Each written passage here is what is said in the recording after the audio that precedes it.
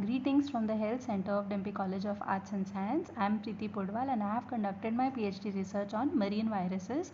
So I have some idea about viruses. So without further ado, let me introduce you to the first slide of the introduction of the viruses. What I am here to do is to talk about the SOPs and guidelines that must be followed, before which you need to know this introduction, that about the viruses, their capsid, their genome size, etc. And yes, no vaccine has been found, and the reason is this red and orange spike proteins that you can see in this animation. And because of this, no vaccines have yet been found. And the symptoms you need to know of this virus, there are common and less common symptoms, so please make a note of this before testing. And the surfaces are very important because this is what we encounter every day, for example the doorknobs. So the viability of this virus on the different surfaces are from hours to days. So it is important to note the different kind of surfaces and the time period for which this virus is active on them. So the studies have been done on these viruses, coronaviruses, and the temperature viability studies and how much time does this virus actually stay in air. So what you need to know is that these viruses do not live longer in higher temperatures, but in air, once they are suspended as droplets of less than 5 microns, this is known as aerosol, it can persist for approximately 30 minutes before drifting down on the surface, where it can stay for hours or even days.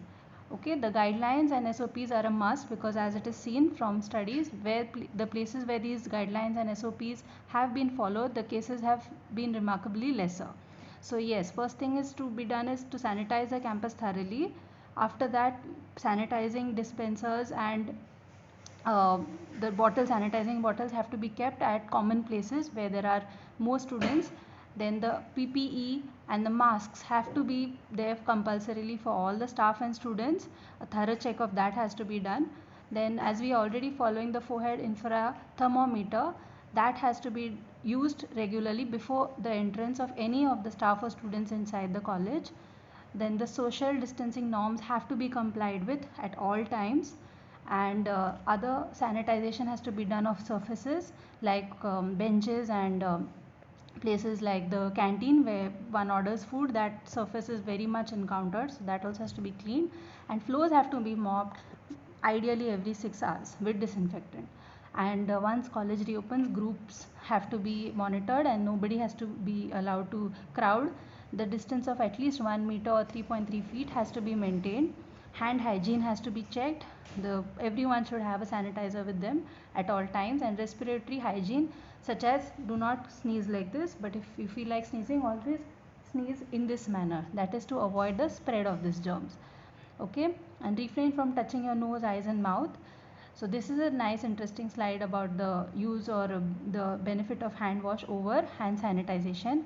So as you can see, sanitizers use alcohol as a dehydrating agent for destroying the coat proteins of the virus. And this detergents or soaps, they have a hydrophobic or lipophilic action, and that destabilizes the spike proteins of the virus, rendering it ineffective.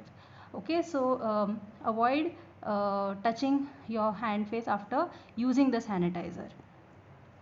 So masks have to be comfortable, ideally of cotton, and different kinds of masks are available. As you know, masks with N95 rating, they filter 95% of the particles, and as you can see, flat fold or duckbill masks also are designed to fit the edges of the nose closely. So when you walk fast or jog or climb the stairs, please make sure you don't get suffocated. Use the mask appropriately, and 3-layer masks are ideal. We don't need the N95 since we are not encountering or coming in direct contact with the COVID patients.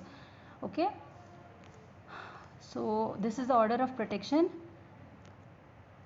Use of forehead thermometer, as I have mentioned. Disinfectants are very important. Dettol, Lysol, these are the common disinfectants and they have to be used. These are the other disinfectants that could be also used. Now this is a list of the washroom disinfection that could be practiced.